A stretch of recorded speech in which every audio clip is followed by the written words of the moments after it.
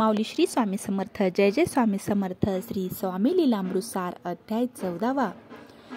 श्री गणेशाय नमः. श्री स्वामी समर्थाय नमः. रामेश्वर क्षेत्राजवळची शैव वैष्णवांची क्षेत्रे सांची, शिवकांची विष्णुकांची नावाची असती प्रसिद्ध वसलेली ही दोन्ही तीर्थक्षेत्रे पूर्वी वैष्णवांना मिळाली जहागीर. आता उभयतांचे मतभेद फार विकृत रूपे प्रकट होती, म्हणून तेथील राजाने आज्ञा दिली त्या लागोनी जहागिरीची कागदपत्रे दाखवून अधिकार सिद्ध करावे, नातरी जहागीर करू जप्त. अधिकारही होतील नष्ट, कागद दाखवण्या ते असमर्थ, म्हणून जहागीर जप्त झाली. त्या समयी त्यांना कळले वृत्त, शिवकांची एक संन्यासी अवधूत आले असून ते सर्वज्ञ, त्यांच्याशी गोष्ट पुसावी. मंडळी आली शिवकांचित, समर्थांशी सांगती हकीकत. कागदपत्रे नाही मिळत, काय करावे आम्ही आता. कागद आम्हापाशी नाहीत, म्हणून आम्ही काळजीत पडलो महासंकटात. यातून सोडवावे आपण आता. समर्थांनी त्या सांगितले, अधिकारी बोलवा सगळे. ज्यांनी हुकूम हे काढले ते या स्थळी येऊ देत.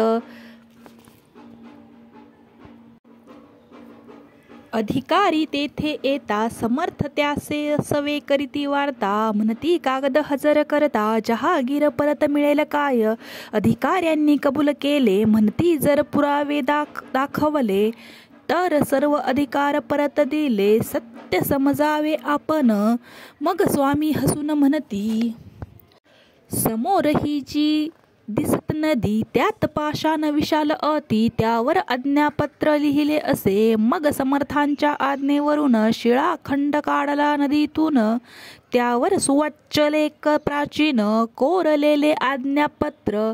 शक संवत्सर मास वार मूळ पुरुषांचे नावही त्यावर. कोणी कोणास दिली जहागीर सर्व लिखित सापडले. वाचून तो मजकूर झाले अधिकारी चकित फार. मग नृपाज्ञेने जहागीर परत मिळाली वैष्णवांना. समर्थ त्या उपदेशती दोन्ही क्षेत्रे नजीक असती. दोन्हीत एका परमेशाची वस्ती. मतभेद आता सोडून द्यावे ऐसे उपदेश तया करून. अद्वैताची ध्वजा फडकवून सेतू बंध रामेश्वर सोडून.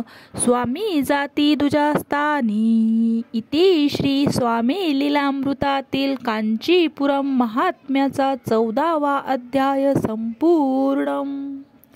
इति श्री सद्गुरु स्वामी समर्थ चरणार्पणमस्तु. अवधूत चिंतन श्री गुरुदेव दत्त.